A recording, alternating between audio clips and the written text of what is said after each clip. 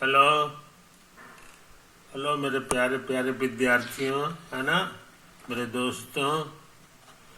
आज मैं एक थ्योरम करना चाहता हूँ, है ना। थ्योरम को हम लोग प्रोपोजिशंस भी कहते हैं। तो तुमको याद होगा हम लोग 2 प्रोपोजिशंस कर चुके हैं, प्रोपोजिशन 1 और प्रोपोजिशन 2, है ना। तो ये चीजें, तो जो प्रोपोजिशन कर लें, यानी जिसको प्रूफ कर दें, आगे चल के हम उसका इस्तेमाल कर सकते हैं, है कि नहीं। तो मेरे पास 2 प्रोपोजिशन है इस्तेमाल करने के लिए, और तीन ठो हमारे पास पोस्टुलेट्स भी हैं, है ना। एक स्केल का यूज हम लोग कर सकते हैं और दूसरा कंपास का। तो इतनी सारी चीजों की मदद से हम एक थ्योरम करना चाह रहे हैं जिसका नाम है प्रोपोजिशन 3, समझे कि नहीं। इसमें कुछ चीजें दी हुई रहती हैं और कुछ चीजें साबित करना रहता है। तो दी हुई चीजें तो आसान है बताना। ये देखो, ये ग्रीन कलर का जी फॉर ग्रीन होता है ना, और जी फॉर गिवन भी होता है। तो जहां भी हम लोग फोटो में ग्रीन कलर यूज कर दें, समझ लो कि वो गिवन है, पहले से दिया हुआ है, समझे। अब बाकी चीजें जो हैं, जो कंस्ट्रक्ट करते हैं, तैयार करते हैं, वो ग्रीन नहीं बनाते हैं जानबूझ के, समझे कि नहीं।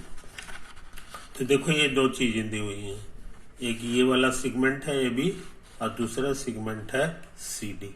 इसका साइज एल है, इसका साइज एल है। हम क्या करना चाहते हैं, सो समझ लो। Find a point X on A B. A B पर एक तो पॉइंट खोजना है, उसका नाम एक्स देंगे, जिसकी खूबी क्या हो, सच दैट कि मेजर ऑफ ए एक्स बराबर एल। ए से उसका जो दूरी हो, मेजरमेंट, वो इसके बराबर हो जाना चाहिए, समझे। कोई दिक्कत? एक झटका में कहोगे कि तो बहुत आसान बात है ना। कंपास लेके इधर एक कांटा यहाँ रखेंगे और उसको खींच के यहाँ लाएंगे तो साइज मालूम हो जाएगा रेडियस का। अब कांटा को फिर यहाँ रखेंगे और ऐसे करके खींच देंगे, है कि नहीं सर। तो जहाँ काटेगा वही डिस्टेंस जो है एल के बराबर आ जाएगा, है ना। मगर ये आंसर सही नहीं है इसलिए कि हमको सारा काम करना है प्रोपोजिशन पोस्टुलेट के तहत। तो पोस्टुलेट में हमारा एक भी पोस्टुलेट, 3 पोस्टुलेट में से कोई भी ये नहीं कहता है कि कंपास का कांटा एक बार यहाँ रखो और फिर वहां से उठा के यहाँ रख दो, समझे कि नहीं। सर्किल खींचना है तो यहाँ रखेंगे तो यहीं हमको खींचना होगा, यहाँ रखेंगे तो यहाँ ही खींचना होगा, समझे कि नहीं। इसलिए जो है ये जो मेथड हो जाएगा, ये नियम के विरुद्ध हो जाएगा, समझे कि नहीं। वैसा काम हम लोग को करना नहीं है, हमको सारा काम पोस्टुलेट के तहत करना है। तो कैसे बुद्धि लगाएंगे, इसको यहाँ पे देख लो। इसके लिए प्रोपोजिशन 2 को याद करो। प्रोपोजिशन 2 में हम लोग सीखे थे कि कोई लाइन पहले दिया हुआ है और कोई पॉइंट दिया हुआ है, 2 चीजें दी हुई, लाइन सेगमेंट दिया हुआ है, पॉइंट दिया हुआ है। तो हम एक ऐसा पॉइंट खोज ले सकते हैं जिसका डिस्टेंस यही इसी के बराबर हो जाए। तो हमारे लिए लाइन सेगमेंट सी डी है जो दिया हुआ है, अब पॉइंट ए ले रहे हैं। इसी को ध्यान में रखते हुए हम प्रोपोजिशन 2 लगा दें। प्रोपोजिशन 2 कहता है वो नया पॉइंट आपको मिलेगा जिसका ए से दूरी जो है एल के बराबर हो जाएगा। तो उस नया पॉइंट को हम लोग वाई कह दें, है ना। तो ये वाई को हम नंबर 1 नाम दे दिए, वाई को नंबर 1, पहला काम हो गया। ये हम लोग कंस्ट्रक्ट नहीं किए हैं, ये हमारा गारंटी दे रहा है प्रोपोजिशन 2, उसी के तहत ये आ गया है पॉइंट। अच्छा, अब जो है हम कंपास का यूज करना चाह रहे हैं। कंपास का कांटा यहाँ रखेंगे, जहाँ कांटा रखते हैं वही सेंटर हो जाता है कि नहीं। और ये वाला पॉइंट जितना है उसी को ध्यान में रखते हुए सर्किल हम खींच दें। ऐसे कर सकते हैं, कांटा उठा नहीं रहे हैं, यही कांटा रखा हुआ है और इतना खींच के ऐसे घुमा दें। ऐसा तो हम कर सकते हैं, हमारा पोस्टुलेट 3 कहता है कि ऐसा कर सकते हो। तो ऐसा जब हमने कर दिया तो यही मेरा ये पहला काम था, दूसरा काम इसको मिलाने का था और तीसरा काम सर्किल खींचने का था। तो देखो ये तीनों काम हम कर चुके। तो ये सर्किल और ये लाइन कहीं पर कटेगा, जहां कट दिया उसका नाम x दे दिए और यही 4 हो गया, समझे। अब देखो ये भी रेडियस है और ये भी रेडियस, इसका साइज जो है l है और इसका साइज जो है ax। तो रेडियस तो छोटा बड़ा होता नहीं है, तो ax हमारा l के बराबर आ जाएगा। यही तो हम लिखे हैं। प्रोपोजिशन 2 की मदद से हम लोग y खोज लेंगे और उसके बाद ऐसे घुमा देंगे। इतने तो करना है, अपने आप हमको मिलेगा सही से l साइज का, हमको ये x मिल गया। यही प्रूफ करना था, यही हमको प्रूफ करना था, समझे जनाब। तो हम लोग बहुत इंपॉर्टेंट काम कर चुके हैं, बहुत इंपॉर्टेंट काम कर चुके। फिर से याद कर लें, ये पॉइंट है ना। पहले पोस्टुलेट 2 से जो है हम लोग को एक नया पॉइंट y मिल गया जिसका दूरी यहाँ से l के बराबर है, ठीक। अच्छा, अब उसके बाद जो है इसको ऐसे इस सेंटर ले लिए, ये रेडियस लेके इसको घुमा दिए तो यहाँ काट दिया, ये x होगा। यही दूरी फिर से l के बराबर हो जाएगा, यही तो हम चाहते थे, समझे ना। तो इस तरह से ये कर दिया। ज्योमेट्री में प्रूफ लिखने का रिवाज नहीं है, लिख सकते हो, ऐसा नहीं है, आजकल तो यही लोग लिख रहा है। तो यूक्लिड साहब जो लिखते थे वो था ये QED, समझे कि नहीं। यूक्लिड के जमाने में ग्रीक लैंग्वेज था, तो ग्रीक में यूक्लिड जो है QED लिखा करते थे। QED के मतलब कि प्रूफ हो गया, समझे। तो ये हो गया। अब मेरे पास ये तीसरा नंबर का भी थ्योरम आ गया है कि नहीं, तो ये बात समझ लो। अब हमारे पास पोस्टुलेट तो है ही, 3 वो प्रोपोजिशंस हो गए या थ्योरम हो गए, 1 2 3, है ना। अब हमारे 3 दोस्त और हो गए जिनकी सहायता हम लोग ले सकते हैं। अच्छा, अब सुनो प्रोपोजिशन 4। प्रोपोजिशन 4 में क्या है सो समझ लो। ये कहता है 2 ठो ट्रायंगल लो, एक का नाम रख दिया ABC और दूसरे का नाम रख दिया DEF, समझे, DEF। तो यहाँ पे 3 लाइन सेगमेंट है, एक ये वाला, एक ये वाला, एक ये वाला, और यहाँ भी 3 लाइन सेगमेंट्स हैं, ये और ये, समझे। दिया हुआ है कि ये जो लाइन सेगमेंट है इसका मेजर और ये जो लाइन सेगमेंट है इसका मेजर दोनों बराबर है। देखो लिख दिए, measure of line segment AB and measure of line segment DE are equal. पहले से मालूम है, ये दिया हुआ क्वेश्चन में। फिर कहता है major of line segment AC यानी ये वाला और major of line segment EF, ये भी बराबर है, ये भी आपस में बराबर है, समझे। और एक चीज है कि यहाँ पर जो एंगल है ये दोनों के बीच का है कि नहीं, जिसको कहेंगे BAC। उसी तरह से यहाँ जो एंगल है EDF, ये दोनों का मेजर बराबर है, ये दोनों का मेजर बराबर है। जितना है, जितना झुकाव इसमें है उतना ही झुकाव। अभी नहीं कह रहे हैं कि ये कितना है, ये 30 डिग्री है कि 40 डिग्री है, ये सबसे हमको मतलब नहीं है, वो सब पढ़ाई वाला नहीं है।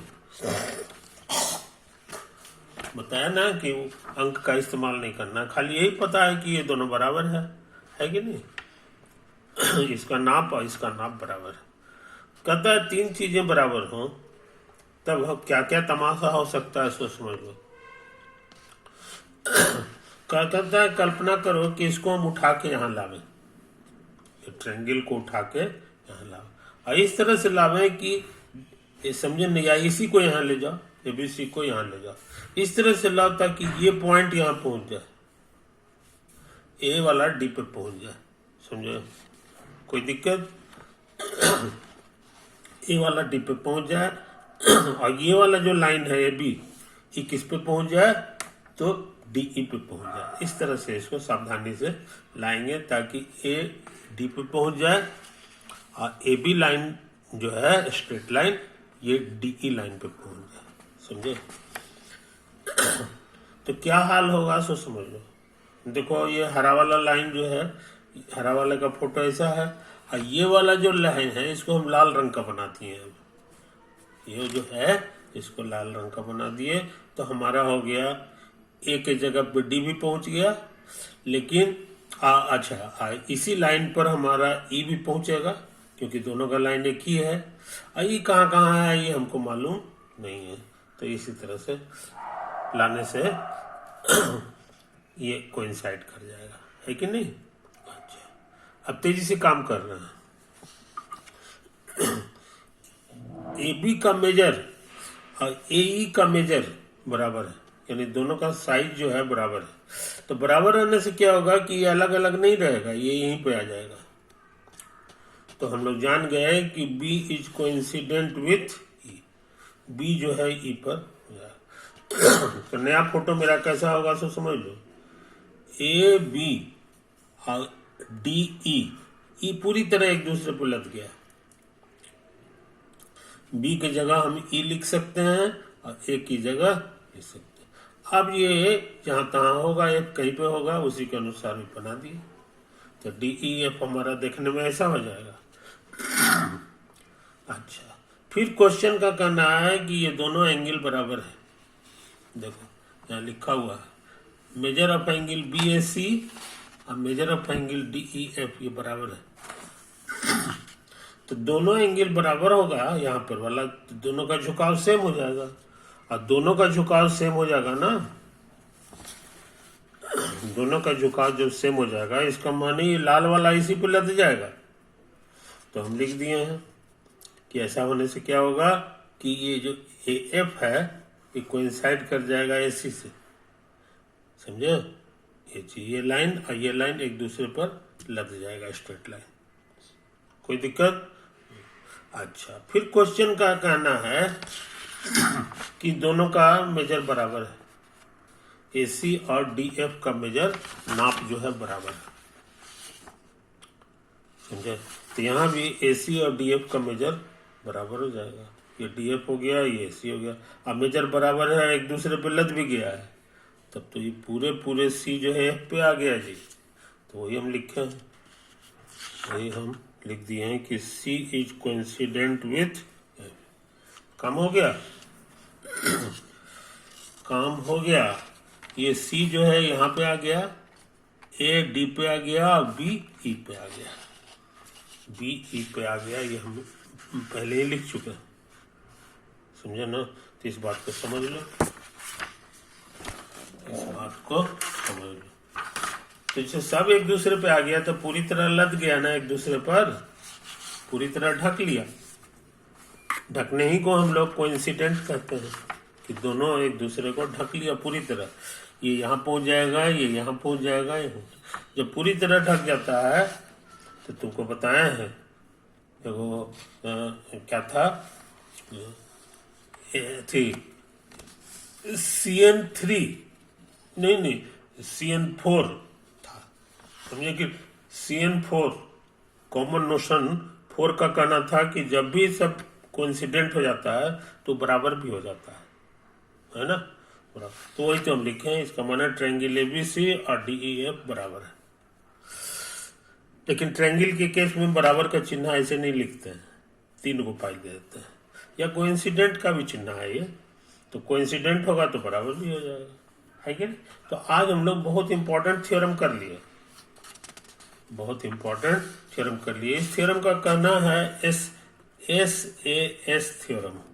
बहुत से लोग इसको SAS थ्योरम कहते हैं, इसलिए कि ये साइड के बराबर है, ये साइड के बराबर है, और बीच का एंगल जो है बराबर है। S for side, S for side हो गया, अब बीच वाला जो है ये एंगल हो गया, समझे? इसीलिए इस थ्योरम का नाम है एस कि ये साइड और बीच का जो इंक्लूडेड एंगल है, दोनों के बीच के झुकने से जो एंगल बना है, सो ये खाली एंगल नहीं है, इंक्लूडेड एंगल बराबर हो तो ये दोनों ट्रायंगल एकदम बराबर हो जाता है, एक दूसरे को ढक लेगा। समझे? तो आज बहुत पावरफुल नियम सीखे हैं, है ना।